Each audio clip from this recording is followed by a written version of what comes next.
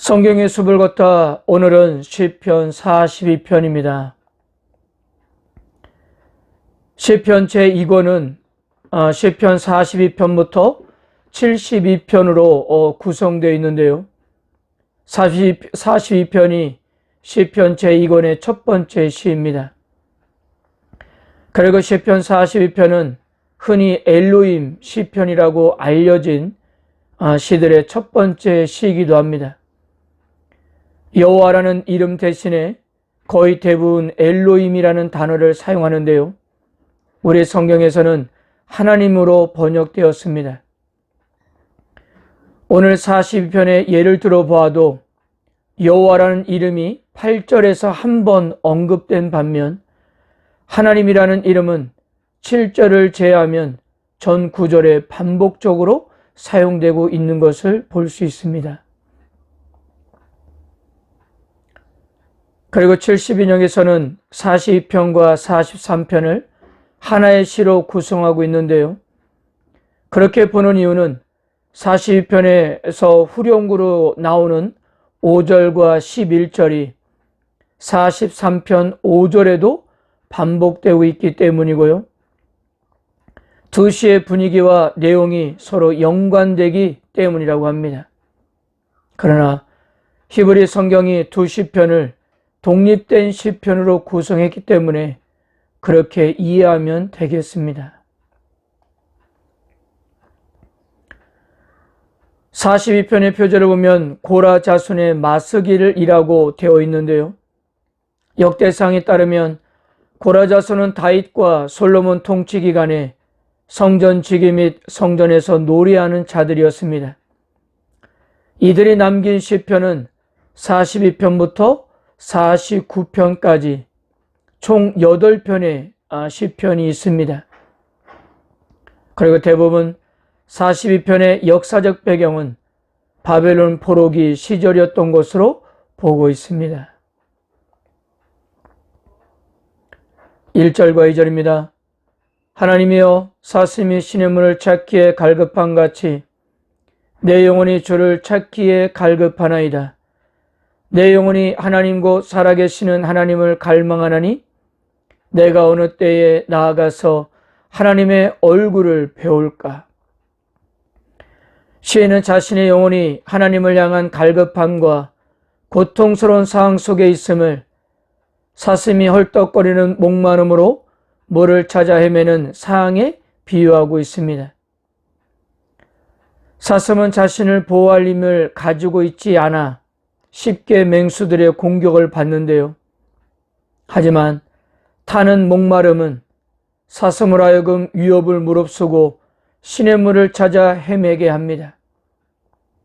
물을 찾지 못하면 죽을 것이기 때문이에요.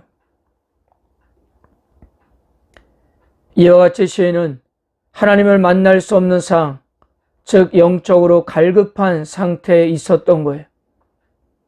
그는 하나님이 계시는 성전에 나아갈 수 없는 상황 속에서 자신의 영적 갈급함을 채워주고 생명을 주실 분이 하나님이심을 고백했던 것입니다. 그래서 죽을 것 같은 느낌으로 온 몸과 마음을 다하여 눈물을 흘리며 하나님을 갈망했던 거예요.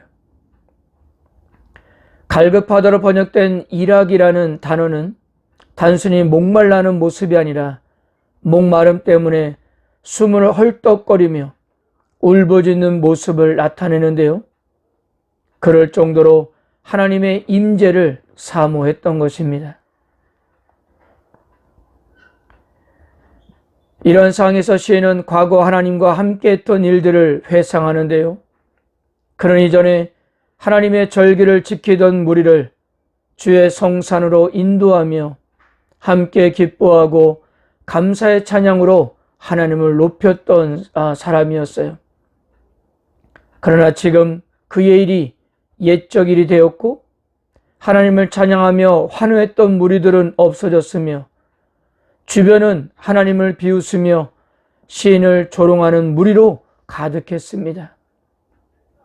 이것이 시인의 마음을 상하게 했는데요. 그의 삶의 모든 것이 무너졌던 것입니다.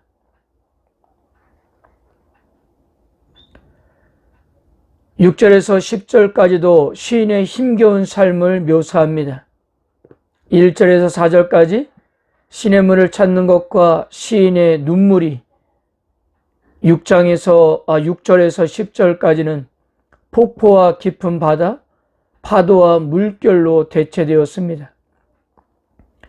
찾고 있던 물은 넘치는 홍수가 되었어요. 여전히 원수들은 하나님이 어디 있느냐라고 조롱하고 있고요. 그래서 시인이 마주한 현실은 마치 하나님이 그를 기억하지 않으시고 잊으신 것만 같았던 것입니다. 그러나 시인은 그가 갇혀있는 암울한 현실에서 눈을 떼고 대신 하나님을 바라볼 것을 자신 스스로에게 주문하고 있어요. 5절과 11절이 반복되는데요. 11절만 읽겠습니다. 내 영혼아, 내가 어찌하여 낙심하며 어찌하여 내 속에서 불안해하는가? 너는 하나님께 소망을 두라. 나는 그가 나타나 도우심으로 말미암아 내 하나님을 여전히 찬송하리로다. 낙심하다라는 히브리어 샤흐는 72장에서 페리루포스로 번역했는데요. 이 단어는 예수님이 십자가를 지시기 전에 겟세마네 동산에서 기도하실 때 제자들에게 이렇게 말씀하였어요. 내 마음이 심히 고민하여 죽게 되었으니 너희는 여기서 머물러 나와 함께 있으라라고 하셨을 때 고민하다라는 단어와 동일합니다. 그러니까 이것은 단순히 고민하다거나 낙심하는 정도가 아니라 애간장이 녹아내리는 고통을 말하고 있는 거예요. 그러니까 시인도 이런 고통 속에 있다는 것인데요. 그러나 시인은 그 고통의 단계에서 머물러 있지 말고 하나님께 소망을 두라고 한 것입니다. 그가 당면한 상황은 참으로 절망적이므로 어떠한 소망의 근거가 없었어요. 그의 삶을 보면 볼수록 낙심만 커질 뿐입니다. 그러나 그런 절망감을 이겨내는 유일한 방법은 그의 피난처이자 도움이 되시는 하나님께 소망을 하는 것이라고 확신했던 것입니다. 왜냐하면 하나님은 다시 임재할 것이며 도우실 것이기 때문입니다. 그래서 시인은 하나님을 다시 찬양할 것이기 때문이에요. 사랑하는 성도 여러분, 하나님께 소망을 둔다는 것은 인내하며 기다리는 동시에 일하시는 하나님을 기대하라는 가르침입니다. 이것은 가망이 없는데도 계속 소망을 갖는 것을 의미하지 않아요. 살아계신 하나님을 확신하며 기대하는 소망입니다. 구원할 수 있는 힘이 자신에게나 다른 사람에게 있는 것이 아니라 오직 살아계신 하나님께만 있기 때문에 이 소망은 확고한 기대가 되는 거예요. 믿음은 행동하신 하나님을 기다리는 것이기 때문입니다. 고대 이스라엘 백성들은 그들의 역사 속에서 여러 번 하나님의 나타나심과 구원하심을 기다렸습니다. 애굽에서 그들은 노예 생활의 해방을 기다렸고요. 광야에서 그들은 약속의 땅으로 들어갈 것을 기다렸습니다. 바벨론 포로에서 그들은 예루살렘과 하나님의 임재로 돌아갈 것을 기다렸어요. 성도 여러분, 하나님이 임재하지 않은 듯한 상황 속에 있다고 여길 때, 세상의 무게가 우리의 영혼을 누르고 있다고 생각할 때, 우리는 이와 같은 확신의 말을 할 수 있지 않을까요? 내 영혼아, 내가 어찌하여 낙심하며 어찌하여 내 속에서 불안해하는가? 너는 하나님께 소망을 두라.